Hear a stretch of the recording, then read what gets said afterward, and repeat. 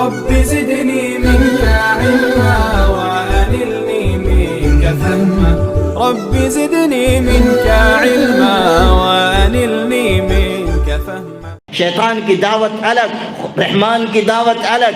شیطان کی دعوت ہے بے حیائی کی، شیطان کی دعوت ہے بدکاری کی، شیطان کی دعوت ہے زناکاری کی، شیطان کی دعوت ہے اپنی خواہشات کو بے لگام طریقے سے پورا کرنے کی. قرآن کہہ رہا ہے الشیطان یعدکم الفقر ویأمرکم بالفحشاء. یہ تو برائی کی طرف بلائے گا، یہ بے حیائی کی دعوت دے گا. یہ طے کرا کے آیا ہے کہ مجھ کو قیامت تک مہلت دی جائے تاکہ میں بندوں کو بہکا سکوں. جب نکل رہا تھا تو کہا نا کہ مجھ کو مہلت دیجیے، مجھ کو مہلت دیجیے. انظرنی الی یوم یبعثون، قیامت تک کی مجھ کو مہلت ملے. ابلیس کی جرت دیکھیے، اللہ سے کہہ رہا ہے قیامت تک کی مہلت ملے.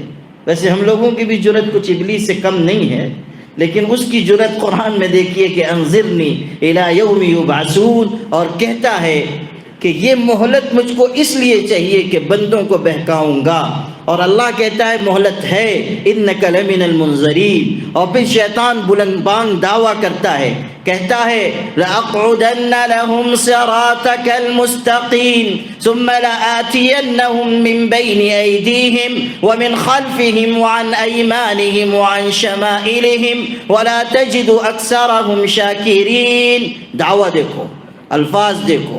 خدا کی بارگاہ میں کہتا ہے تیرے سیدھے راستے پہ بیٹھ جاؤں گا اور تیرے بندوں کو دائیں سے بائیں سے آگے سے پیچھے سے بہکاؤں گا، اور تو اپنے اکثر بندوں کو شکر گزار نہیں پائے گا. یعنی میرا داؤ چل جائے گا اور میرا وار کارگر ہوگا. میں ساری طرف فتنے پھیلا دوں گا اور میں تمناؤں میں الجھاؤں گا. یعدہم ویمنیہم، وعدے کرتا ہے، آرزویں دلاتا ہے. اور خود اس کے الفاظ میں لَأُضِلَّنَّهُمْ وَلَأُمَنِّيَنَّهُمْ وَلَآمُرَنَّهُمْ فَلَيُبَتِّكُنَّ آذَانَ الْأَنْعَامِ وَلَآمُرَنَّهُمْ فَلَيُغَيِّرُنَّ خَلْقَ اللَّهِ. یہ اس کے الفاظ کہ میں لوگوں کو گمراہ کروں گا، لوگوں کو آرزوؤں میں ڈالوں گا، مال کی محبت میں، عہدے کی محبت میں، چاہتوں میں.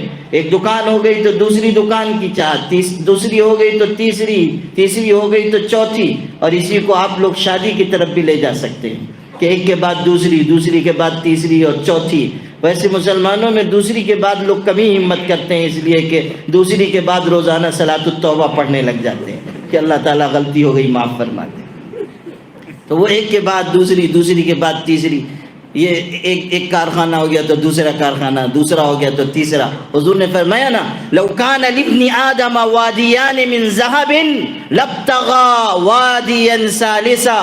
یا ایک روایت میں لو کان لابن آدم واد من ذهب لابتغى وادیا آخر. اگر ایک وادی بھر کر بھی سونا مل جائے، ابن آدم کو پوری وادی بھر کر سونا دے دیا جائے، قناعت نہیں کرے گا، دوسری وادی کی تلاش میں نکلے گا. 2 وادی مل جائے تیسری کی تلاش میں نکلے گا. وہ قناعت کر کے نہیں بیٹھے گا، قناعت کر کے نہیں بیٹھے گا. شیخ سعدی نے واقعہ لکھا ہے کہ میں دنیا کا سفر کرتے ہوئے ایک علاقے میں پہنچا اور ایک امیر آدمی سے ملاقات ہو گئی اور اس کے ہاں میں نے قیام کیا. کہتے ہیں غلطی ہوئی، اس کے ہاں قیام کر کے رات بھر اس نے سونے نہیں دیا. رات بھر وہ پکاتا رہا. وہ بڑا مالدار تھا. مجھ کو کہنے لگا سعدی اب میں نے بہت دنیا دیکھی، بہت کمایا، بہت دولت ہو گئی، اب سوچتا ہوں کہ بس ایک سفر کر لوں، اس کے بعد پھر تجارت کم کر دوں گا. ایک سفر. وہ ایک سفر کی جو روداد اس نے بیان کی کہ چین سے شیشے لے کر جاؤں گا، ہندوستان بیچوں گا، ہندوستان سے فلاں چیز لے کے جاؤں گا، ترکستان بیچوں گا، ترکستان سے یہ چیز لے کے جاؤں گا، روم، وہاں بیچوں گا، اور روم سے وہاں. شیخ سعدی کو اس نے کمرے میں بیٹھے بیٹھے آدھی دنیا کا سفر کرا دیا کہ یہاں سے وہاں، وہاں سے وہاں، وہاں سے وہاں، وہاں سے وہاں. اور یہ آدھی دنیا کے سفر کے بعد بھی کہتا ہے کہ پھر جب یہ سفر پورا ہو جائے گا تو صرف ایک دکان کھول کے بیٹھ جاؤں گا، پھر کوئی کام. اب بھی گھر میں نہیں بیٹھے گا، اب بھی دکان کھول کے بیٹھے گا. تو پھر دکان کھول کے بیٹھ جاؤں گا، پھر سفر نہیں کروں گا. اور یہ ساری رودات بیان کرنے کے بعد شیخ سعدی سے کہتا ہے کہ آپ تو جہاں دیدہ ہیں اور عالم ہیں اور بزرگ ہیں، آپ نے دنیا دیکھی ہے، کوئی نصیحت مجھ کو کر دیجیے. تو شیخ سعدی نے کتنی خوبصورت نصیحت کی. 2 شعر کہے: آشنی دستی کے در صحرائے غور فارسی میں کہتے ہیں آشنی دستی کے در صحرائے غور، بار سالارے بے افتاد السطور، گفت چشم تنگ دنیا دار را، یا قناعت پر کند یا خاک گور۔ تم نے سنا کہ ایک تاجر ایک صحرا اور بیابان میں سفر کر رہا تھا، اس کا تجارت کا سامان اونٹ سے نیچے گر گیا، تو اس نے یہ حکمت کی بات کہی تھی کہ دنیا دار کی چھوٹی چھوٹی آنکھوں کو یا تو قناعت پر کر سکتی ہے یا خاک گور یعنی قبر کی مٹی پر کر سکتی ہے۔ بس ان دو چیزوں کے علاوہ کوئی تیسری چیز نہیں۔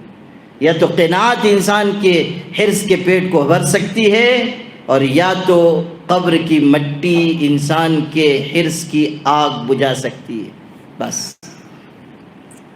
انسان زیادہ سے زیادہ کی تلاش میں، اور یہ شیطان کا وار ہے، وہ امیدیں دلاتا ہے۔